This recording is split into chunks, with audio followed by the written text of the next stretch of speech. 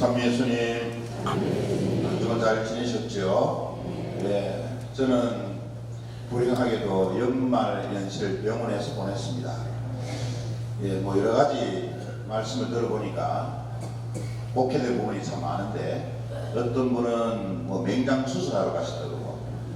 또 어떤 분은 위가 좋지 않아서 병원에 갔다고 말씀들을 하시는데, 저도 뭐 처음 겪는 일이었습니다만은 결석 때문에 통증이 너무 심해서 갑작스럽게 병원에 입원을 했는데, 뭐 아시는 바와 같이 결석은 특별한 조치가 없습니다.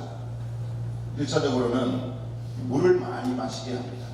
그리고 몸에 수분 공급을 하기 위해서 계속 수분 공급용 링겔을 24시간 계속 맞아야 되죠. 그래서 한 4일 동안 몸에 수분을 공급하는 액을 계속해서 링겔로 맞았고, 또 하루에 한 3, 4리터 되는 물을 계속 마시라고를 합니다. 그래야 몸 안에 있는 결석이 빠져나오도록 자연스럽게 유도하는 것입니다. 그게 도저히 안 될 때는 소위 말해서 레이저로 결석을 부수는 방법이 있는데, 그것도 CT 촬영해서 눈에 보여야 파악할 수 있는데, 보이지 않는 결석은 계속해서 물을 마실 수밖에는 없었습니다. 평소에도 제가 물을 좋아하기는 합니다만은 하루에 3리터, 4리터의 물을 마신다는 게 쉽지는 않지만, 그래도 물이 있어서 얼마나 다행인 줄 모릅니다. 다른 거 먹으라 그랬으면 큰일 나죠. 뭐 예를 들어서 결석을 빼는데 물이 좋은 매개체가 아니고 흙을 먹으라 그랬으면 저 어쩔 뻔했습니다. 다행히 물이어서 참 얼마나 하나님께 감사를 드렸는지. 그리고 어떤 분들은 결석이 있으면 맥주를 많이 마셔가지고 돌을 빼면 된다고 이야기하시는데, 그거는 정말 무지에서 나오는 말입니다. 예, 전공의 의사 말씀에 따르면 알코올이 몸에 들어가면 수분을 빼앗아 가기 때문에 그 통증은 배가 된다고 합니다.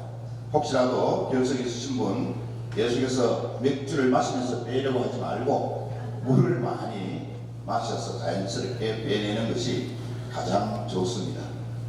그리고 뭐 여러분들 건강검진 받을 때도 아시는 바와 같이 물을 많이 마시게 되죠. 그래야 내시경을 할 수 있기 때문에, 마실 때는 한꺼번에 많은 양을 마시기 때문에 좀 힘은 들지만, 그래도 그 물이 우리 몸 안에 흡수가 되기 때문에 우리 건강도 검진을 잘 받을 수가 있는 것입니다.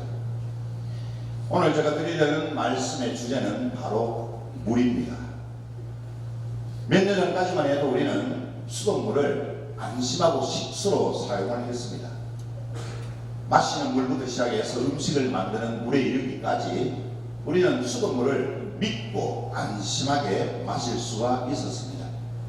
그리고 사실 우리나라의 물은 수질이 좋아서 수돗물뿐만 아니고 등산 가서 골짜기에서 내려오는 물도 마음껏 마실 수 있었고, 또 시냇가에 깨끗하게 흘러가는 물도 얼마든지 마시고, 또 그 물로 밥도 지어서 먹을 수가 있었습니다.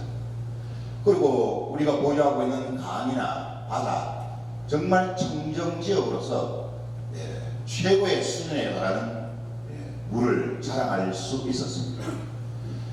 그런데 얼마 전부터 이제 우리는 물을 마음대로 마실 수가 없게 되었습니다. 수돗물도 그렇고, 또 산에서 내려오는 물도, 그리고 강물이나 바닷물도 이제는 심하게 오염이 되어서 썩어버렸습니다. 그래서 요즘에는 비싼 돈을 주고 물을 사먹는 시대가 되었습니다.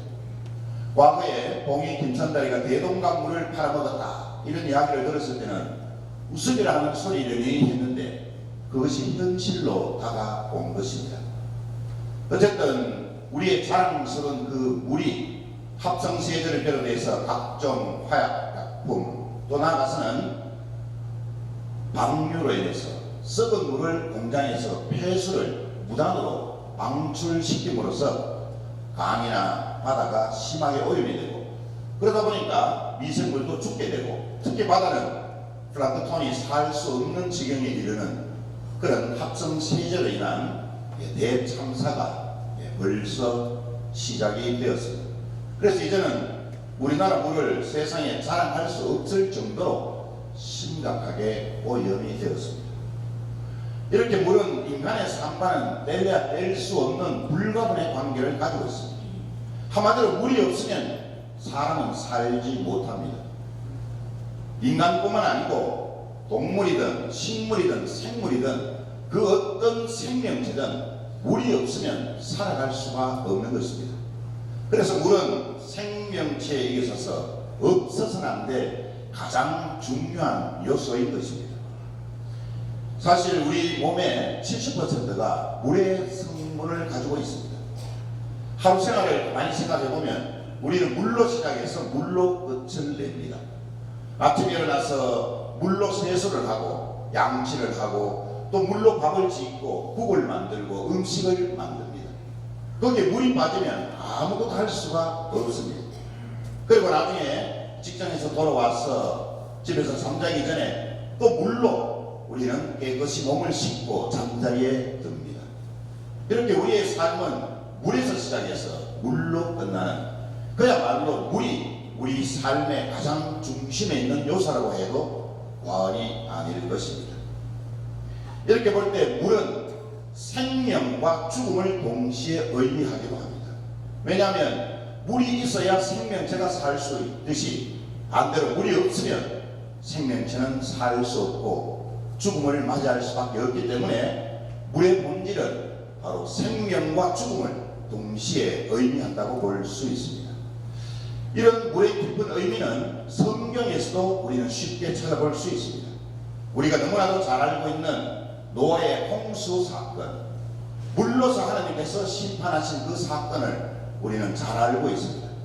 하나님께서는 인간에게 생명을 유지하도록 물을 선물로 주셨지만 죄악에 물든 인간을 심판하실 때 물로서 심판을 하셨습니다. 이 사건은 바로 물이 생명의 원동력이자 심판의 요소임을 강조하는 사건입니다. 두 번째로 우리가 잘 알고 있는 사건은 바로 출애굽 사건입니다. 모세가 이스라엘 백성을 이끌고 홍해 바다, 홍해에 물을 건너간 사건.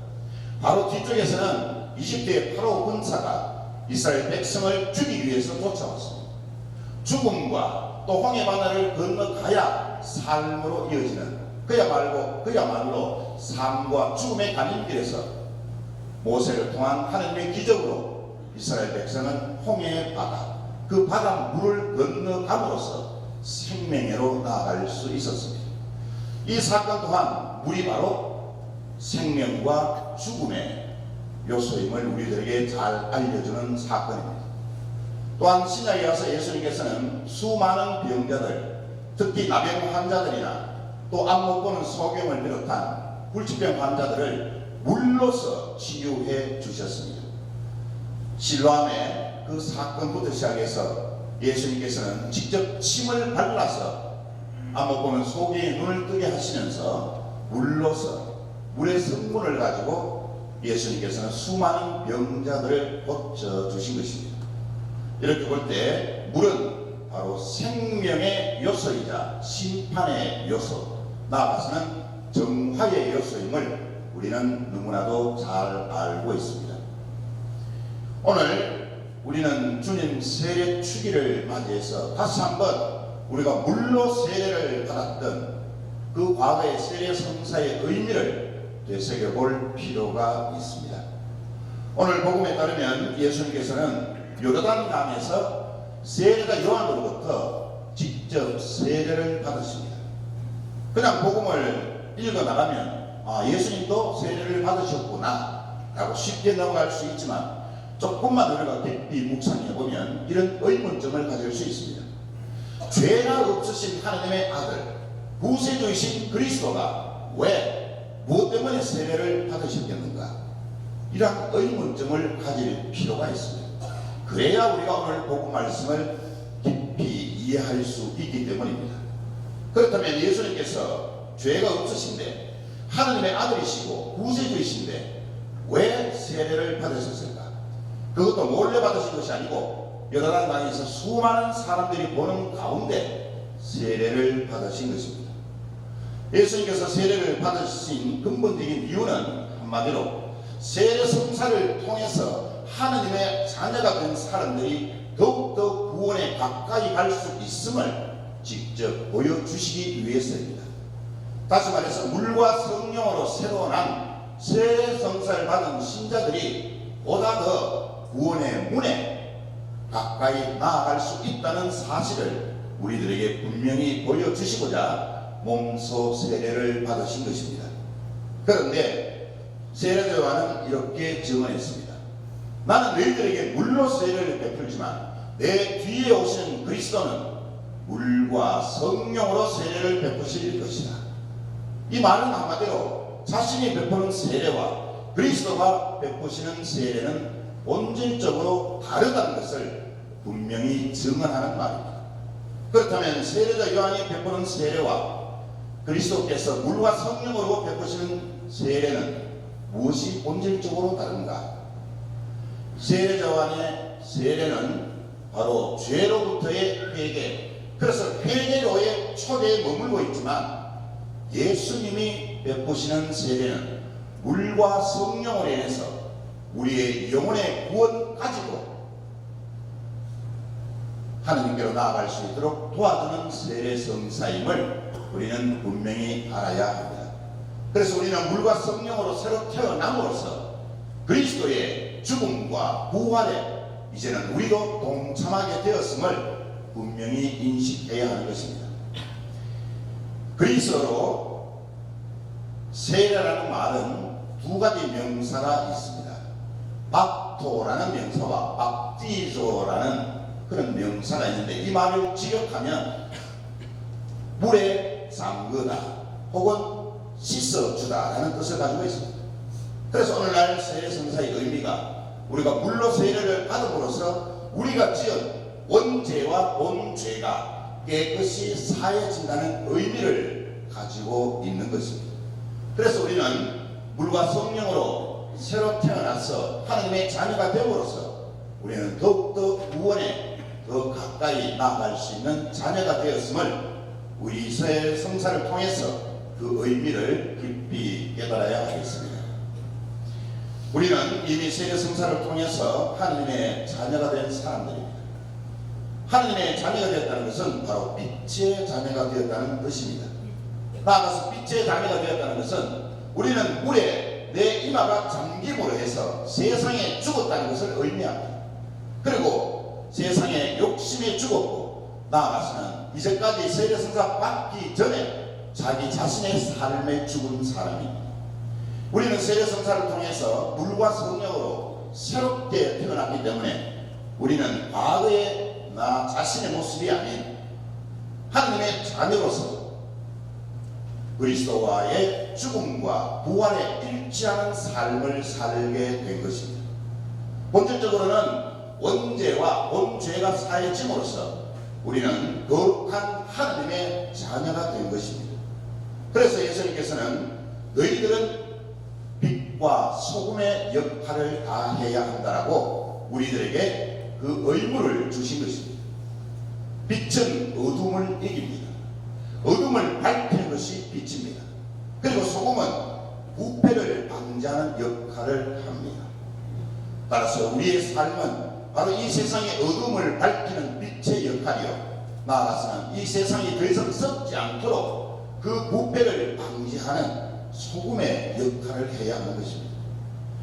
가끔씩 나라 돌아가는 사정, 정치인들이 하는 행태를 보고 우리는 쉽게 그 개개인을 지탄하고 욕하고 비판하고 입에 담지 못할 욕설도 합니다. 국민의 한 사람으로서 얼마든지 정치인이 잘못을 하면 그 정치인이 대통령이든 장관이든 누구나 할 것 없이 우리는 국민의 한 사람으로서 얼마든지 그 책임을 물을 그런 권리는 있습니다. 그러나 그런 권리를 앞세우기 전에, 그들을 손가락질하고 비판하고 입에 담지 못할 욕설을 하기 전에 나는 과연 이 세상에 빛과 소금의 역할을 제대로 하고 있는가? 우리가 어두운 삶을 살면 이 세상은 더욱더 어두워집니다. 우리가 부패하면 이 세상은 더욱더 부패합니다. 따라서 오늘날 이 세상이 썩고 부패하고 어둠이 가득하다면 거기에 대한 나의 책임은 전혀 없는 것인가도 한 번쯤은 되돌아볼 필요가 있는 것입니다. 복잡한 내거리에는 반드시 신호등이 있어야 합니다. 신호등이 없으면 차들이 충돌을 하고 또 아까운 목숨을 잃게 되기 때문입니다. 또한 항구에는 등대가 있어야 합니다. 등대가 있어야 고기잡이 하러 갔던 배가 안전하게 그 등대의 불빛을 보고 항구로 돌아올 수 있기 때문입니다.